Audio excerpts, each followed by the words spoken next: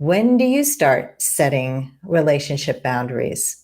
I believe it is never too early to be clear about your preferences with a new potential partner.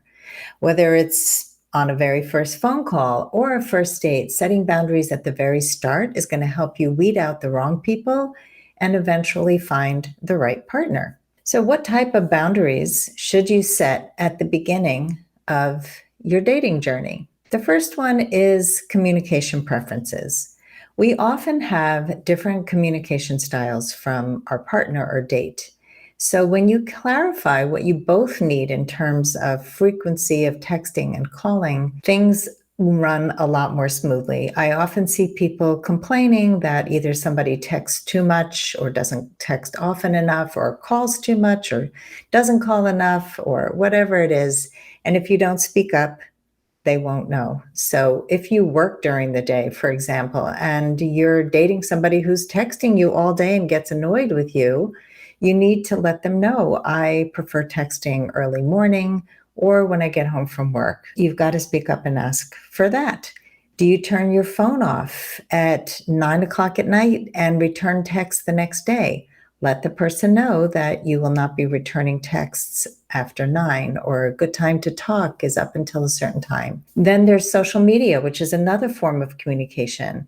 Do you want to connect on social media with a date or a partner, or do you want to keep your social media separate from your dating life? These are all things that you need to decide for yourself and communicate with the people you date. The second is privacy and sharing. Do you get saturated when you spend too long on a date? I've had clients who said, yeah, I went on a 4-hour first date or a 6-hour first date, and they're drained and they don't want to do that again. So you have to know for yourself, this is a self boundary. Do I need more downtime? Do I need alone time? What part of your life do you want to keep private at the start of a relationship? So this has to do with privacy and sharing. When is the right time to share about your wounds, your harder things? I believe they should not be shared until you have built trust and intimacy on some level. And then when and how do you share about the more vulnerable parts of your life?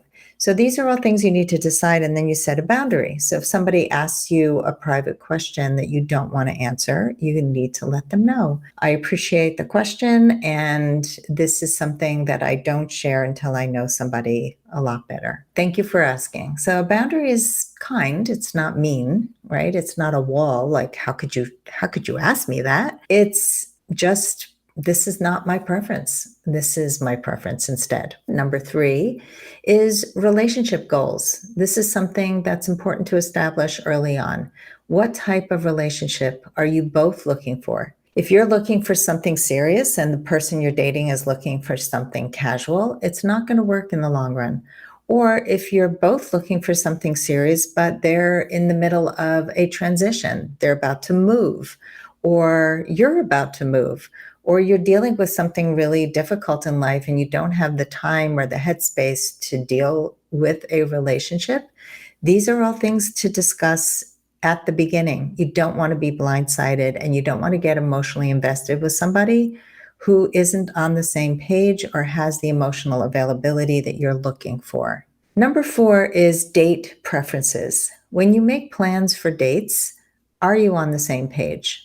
What are your interests? Are your lifestyles compatible? Are you vegan and he's a meat eater? How would it work in the long run if you have different eating styles? And some people can work that out, but for other people, it's a deal breaker. So how are you going to go on a date with somebody if you're going to a vegan restaurant and this guy only wants to eat meat and he's not going to be happy? What about if you're going on a date with somebody who wants to take you on a hike and you're not comfortable going on hikes on a first date because you don't know him well enough to be private with him in a forest?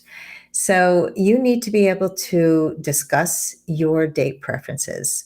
Another thing that comes up a lot is somebody wants to come to your home and pick you up before you're ready, or invite you over for a meal, or invite himself over.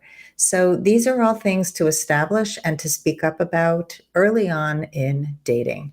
And the last thing I want to cover, number 5, is physical intimacy. Do you like to kiss on a first date?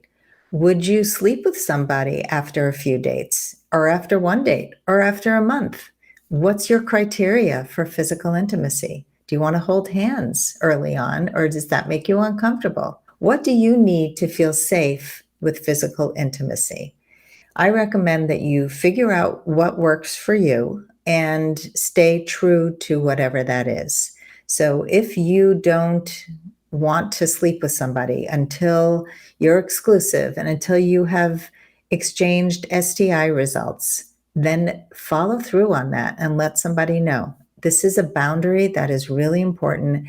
And if you don't do it, you're going to regret it because you're going to feel like you're losing yourself. So, in any dating situation, it is important to make sure that you and the person that you're dating are on the same page, whether it's when and how often to text or call each other, or if and when you want to take things to a more intimate level. It's all about knowing your boundaries and communicating them early on. Setting healthy boundaries from the very start is really essential to developing lasting, loving relationships and eventually going on your last first date. If you're interested in learning more about how to set those boundaries, you're in luck because that is what I'm going to be covering in September's Woman of Value Masterclass. I'm going to be teaching it with my boundaries co-leader, Teresa Byrne. She is awesome. She has taught my course, Boundaries for Beautiful Relationships, which we've taught a few times live. And we have a really exciting program that we're launching soon.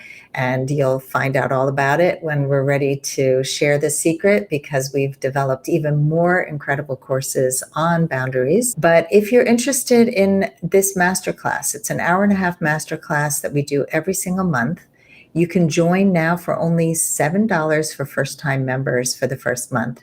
And you'll learn so much about boundaries and other important topics that are relevant to dating after 40. And I hope to see you there so you can learn how to set healthy relationship boundaries from the very first date.